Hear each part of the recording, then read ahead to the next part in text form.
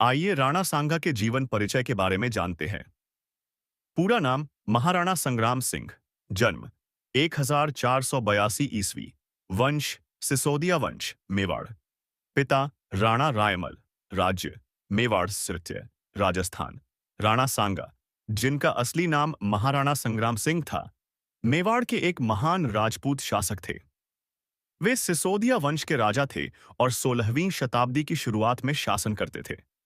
उनका शासनकाल बहादुरी, पराक्रम और देशभक्ति के लिए प्रसिद्ध रहा है। राणा सांगा ने मुगलों और दिल्ली सल्तनत की सेनाओं के खिलाफ कई युद्ध लड़े और उन्हें कई बार हराया। वे राजपूतों को एकजुट करने वाले महान नेता माने जाते हैं। उनके समय में मेवाड़ एक शक्तिशाली राज्य बन गया था। 1527 में राणा सांगा और बाबर के बीच खानवा का प्रसिद्ध युद्ध हुआ था, जिसमें बाबर की जीत हुई। लेकिन राणा सांगा की वीरता आज भी याद की जाती है। उनका व्यक्तित्व त्याग, साहस और स्वाभिमान का प्रतीक माना जाता है। राणा सांगा मेवाड़ के सबसे वीर और योग्य शासकों में से एक माने जाते हैं। वे न केवल अपने राज्य के लिए समर्पित थे, बल्कि उन्होंने समस्त राजपूतों को एकजुट कर विदेशी आक्रांताओं के विरुद्ध एक महाशक्ति खड़ी करने का सपना देखा था।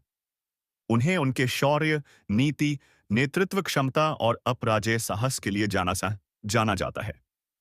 उनके शरीर पर 80 से अधिक घाव थे। एक हाथ कट चुका था और एक आंख चली गई थी। लेकिन फिर भी वे मैदान ए जंग में डटे रहते थे।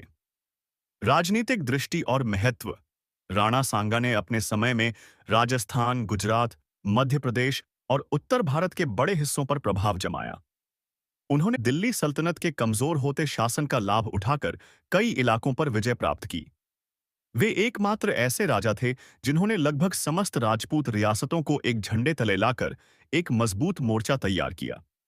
खानवा का युद्ध 127 ईस्वी। स्थान खानवा, भरतपुर, राजस्थान के पास। राणा सांगा बनाम बाबर, मुगल सम्राट। युद्ध का कारण। बाबर ने 126 में पानीपत की पहली लड़ाई में इब्राहिम लोदी को हराकर दिल्ली पर कब्जा कर लिया था। राणा सांगा इसे विदेशी आक्रमण मानते थे और उन्होंने बाबर को भारत से निकालने की योजना बनाई। सेनाएं। राणा सांगा की सेना लगभग 1 लाख सैनिक, जिनमें अफगान, राजपूत और अन्य सहयोगी शामिल थे। बाबर की सेना संख्या में कम, लेकिन बेहतर हथियारों और तोपों से लैस। युद्ध का परिणाम। युद्ध अत्यंत घमासान था। शुरुआत में राणा सांगा की सेना ने दबदबा बना लिया, लेकिन बाबर ने तोपखाने और रणनीति के बल पर युद्ध का रुख पलट दिया। राणा सांगा को विष देकर घायल किया गया, संभवतः अपने ही एक सरदार द्वारा विश्वासघात, जिससे सेना का मनोबल टूट गया। परिणाम। यह युद्ध राणा सांगा की पराजय और भारत में मुगल साम्राज्य की नींव को मजबूत करने वाला सिद्ध हुआ। राणा सांगा युद्ध में बुरी तरह घायल हुए और कुछ समय बाद उनकी मृत्यु हो गई। लेकिन इस युद्ध ने उन्हें अमर कर दिया। वे आज भी वीरता, आत्मगौरव और स्वाभिमान के प्रतीक माने जाते हैं।